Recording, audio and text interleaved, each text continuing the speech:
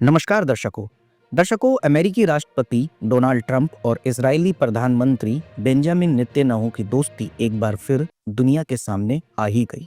Trump के दूसरे कार्यकाल में बेंजामिन नेतन्याहू व्हाइट हाउस जाने वाले पहले विदेशी नेता होंगे। खबरों के मुताबिक डोनाल्ड ट्रंप ने बेंजामिन नेतन्याहू को व्हाइट हाउस में 4 फरवरी को बुलाया है। इस खबर की व्हाइट हाउस और नेतन्याहू के ऑफिस ने पुष्टि भी की है। इस यात्रा का समय बेहद खास है क्योंकि गाजा में 15 महीने तक चले विनाशकारी युद्ध के बाद हुए युद्ध विराम के दूसरे चरण की बातचीत शुरू होनी है। डोनाल्ड ट्रंप शपथ लेने के बाद से ही इस युद्ध विराम का क्रेडिट ले रहे हैं। वहीं नेतन्याहू सरकार को अस्थायी सीज फायर न करने के लिए इजराइल के दक्षिणपंथी नेता दबाव बना रहे हैं। जाहिर है कि ट्रंप और नेतन्याहू की ये मुलाकात सीज फायर के दूसरे दौर की वार्ता पर असर डालेगी। व्हाइट हाउस से जारी बयान में कहा गया कि ट्रंप इस बारे में चर्चा करने का इंतजार कर रहे हैं और कहते हैं कि हम इजराइल और उसके पड़ोसियों के लिए शांति स्थापित और हमारे साझा विरोधियों से निपटने के लिए क्या कदम उठा सकते हैं। ट्रंप के साथ ये मुलाकात इजरायली पीएम के लिए एक मौका होगी क्योंकि वह इजराइल की राजनीति में दबाव का सामना कर रहे हैं।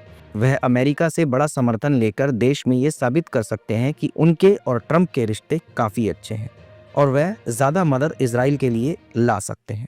इजराइल अमेरिकी मदद का सबसे बड़ा प्राप्तकर्ता है। अमेरिका इजराइल को हथियार और पैसे के साथ साथ अंतर्राष्ट्रीय मंचों पर भी पूरा समर्थन करता है। नेतन्याहू की इस यात्रा से उम्मीद की जा रही है कि वह इजराइल के लिए और ज्यादा सहायता की ट्रंप से अपील कर सकते हैं। हमास शुरुआत से ही वार्ता के दौरान गाजा से इजराइल की पूर्ण वापसी और स्थायी युद्ध विराम की शर्त रखता आ रहा है। नेतन्याहू ने चेतावनी दी है कि यदि हमास युद्ध विराम के दूसरे चरण में उनकी शर्तों को मानने से मना करता है तो वह युद्ध को फिर से शुरू कर देंगे।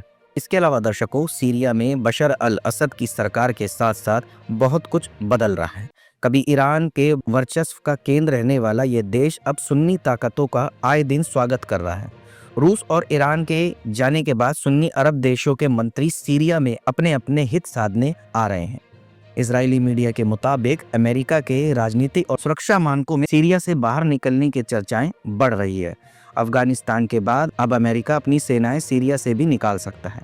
बता दें कि सीरिया में करीब 2000 अमेरिका के सैनिक मौजूद है। ये सैनिक अल्पसंख्यक कुर्द और कुर्दिश विद्रोहियों को ट्रेनिंग भी देते हैं। सीरिया में अमेरिका का अल ताफ बेस इजराइल की सुरक्षा के लिए बेहद खास है। अगर अमेरिका सीरिया से बाहर निकला तो ये इजराइल के लिए अच्छी खबर नहीं होगी। इजरायली मीडिया ने जानकारी दी है कि डोनाल्ड ट्रंप के प्रशासन ने इजरायली सुरक्षा और राजनीतिक नेताओं को बताया है कि अमेरिका सीरिया से अपनी सेना वापस बुलाने का विचार कर रहा है। इस मुद्दे पर इजराइल में कई हफ्तों से बहस जारी है। एक पत्रकार के मुताबिक सीरिया में अमेरिकी सैनिकों की संख्या बहुत ज्यादा नहीं है, लेकिन उनकी मौजूदगी को प्रभावशाली माना जाता है। उन्होंने कहा, यह सेनाएं सीरिया के इजराइल के प्रति व्यवहार पर गहरा प्रभाव डालती हैं। इसके अलावा पत्रकार मसवादे ने कहा कि अमेरिकी सेना सीरिया में कुर्द अल्पसंख्यकों का समर्थन करने में भी महत्वपूर्ण भूमिका निभाती है। सीरिया में तुर्की के घुसपैठ की संभावना को लेकर चिंता बढ़ रही है, जो कुर्द समुदाय के लिए खतरा बन सकती है। पत्रकार मसवादे के मुताबिक इजरायली नेता इस कदम और ट्रंप के अलगाववाद नजरिए से बेहद चिंतित है। इजराइल से लगे सीरियाई बॉर्डर से इजरायली सेना कई किलोमीटर तक अंदर आ गई है और उसने सीरिया का एक बड़ा इलाका अपने कब्जे में ले रखा है।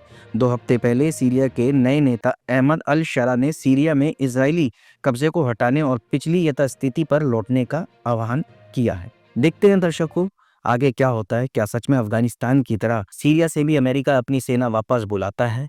क्या राष्ट्रपति ट्रंप इजराइल को और मदद देंगे? देखते हैं आगे आगे क्या होता है।